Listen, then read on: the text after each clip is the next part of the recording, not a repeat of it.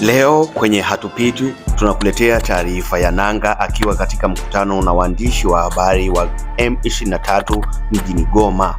Kiongozi wa muungano wa waasi wa Kongo unaojumuisha kundi la M23 Corneille Nangaa amesema kuwa mkataba kati ya Kinshasa na Washington kuhusu madini muhimu katika mkoa unaokumbwa na vita ni batili kisheria, wenye mapungufu makubwa na hali yake inatia shaka kuhusu utekelezaji wake.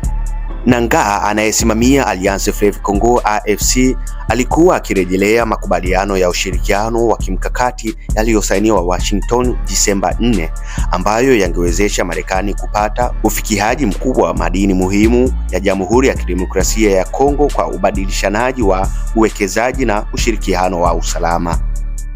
Katika mahojiano na Reuters mjini Goma Jumatatu, Nangaa alisema kuwa mpango huo una upungufu wa uwazi na mapungufu ya kisheria, akirejelea kile alichokiita ukosefu wa uwazi katika mazungumzo na mapungufu ya taratibu, hasa ukiukwaji wa katiba na sheria.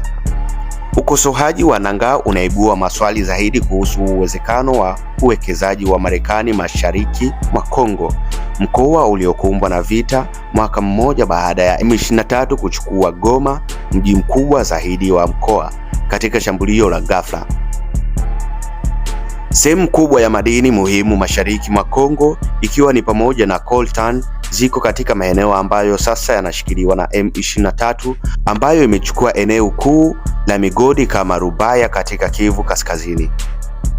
Nangaa alisema kuwa maeneo ya migodi yaliyotolewa kwa Washington yanaweza baadaye kuwa chanzo cha migongano kwa sababu tayari yanaweza kuwa yametolewa kwa washirika wengine.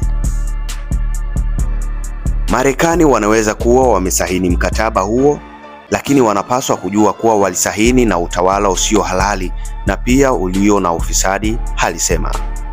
Kwa upande mwingine, ikulu ya Kongo ilikanusha shutuma za Nangaa, ikisema ushirikiano huo uko ndani ya mamlaka ya kikatiba ya rais na serikali waliochaguliwa. Ikulu ilisema hofu kuhusu migongano na wamiliki wa mikataba ya awali ni makadirio tu, na kwamba ushirikiano wowote utafuata mikataba halali na kanuni za madini za Kongo. Serikali ya Kongo imesema kuwa ushirikiano huu utawasilishwa kwa wabunge kwa ajili ya idhini mwezi Machi. Tuna wingi thabiti bungeni, hivyo tunaamini tutapata idhini ya bunge, alisema makamu wa waziri mkuu na waziri wa uchumi wa taifa Daniel Mukoko Samba kwa Reuters huko Davos wiki iliyopita. Asanteni kwa kutufuatilia. Hii ni Mifa TV. Unaweza ukasubscribe kwenye channel yetu ya YouTube. Pia unaweza kutufuatilia kwenye mitandao ya kijamii kama vile Instagram, TikTok na Facebook. Tunatumia Mifa TV hiyo. Mifa TV ni ya kwetu sote. Burudani inakufuata sehemu ambako ulipo. Burudani haihitaji malipo. Mtangazaji wako ni William Ebisampewe Latan aka Magnet, aliyekuteni baba sita wa mama sita, wote unawafahamu wewe. Wananiita mboga chungu siku hizi, Mfalme Nebukadneza wa kizazi kipya. Asante kwa kutufuatilia.